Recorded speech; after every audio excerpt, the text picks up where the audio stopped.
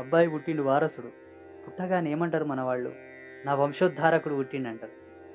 నా కులదీపం పుట్టిందంటారు. అంటారా? ఆడపిల్ల పుడితే ఎందుకనరు? కానీ రేణుకా పరంజ్యోతి ఎవరైతే ఎల్లమ్మ తల్లి ఉందా, ఎల్లమ్మ తల్లికి వాళ్ళ తండ్రి యజ్ఞోపవీతం ఏపిచ్చిండు. ఆ కాలంలో ఋషికలు ఎవరైతే యాజ్ఞిక ధర్మాన్ని పాటించి వేదత్రయాన్ని అవలంబన చేసుకునే వాళ్ళు కూడా యజ్ఞోపవీతం వేసుకున్నారు. అమ్మవారి కొన్ని అంశాల్లో గూడా భైరవి, త్రిపుర భైరవి, మాతంగి, చిన్నమస్త వీళ్ళందరికీ యజ్ఞోపవీతాలున్నాయి. చిన్నమస్తకైతే ముండమాల యజ్ఞోపవీతం ఉన్నది. భైరవికి నాగ యజ్ఞోపవీతం ఉన్నది. త్రిపుర భైరవికేమో నరముండ నసగుంది యజ్ఞోపవీతం ఉన్నది. నరాలు, మనిషి నరాలతోటి యజ్ఞోపవీతం ఉన్నది. దీంట్లో కర్తృత్వ ధర్మాన్ని వ్యక్తపరిచేటటువంటి సింబాలిక్ కోడ్ అది. ఇప్పుడు డీఎస్‌పీస్ కొన్ని స్టార్స్ ఉంటాయి.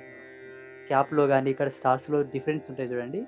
అట్లా అవతార పరమార్థాన్ని తెలియపరిచేటటువంటి కోణం, ఆ అవతారం యొక్క ధర్మాన్ని, ఆ అవతారం యొక్క తీవ్రతను, సత్యాన్ని వ్యక్తపరిచే కోణం యజ్ఞోపవీతం.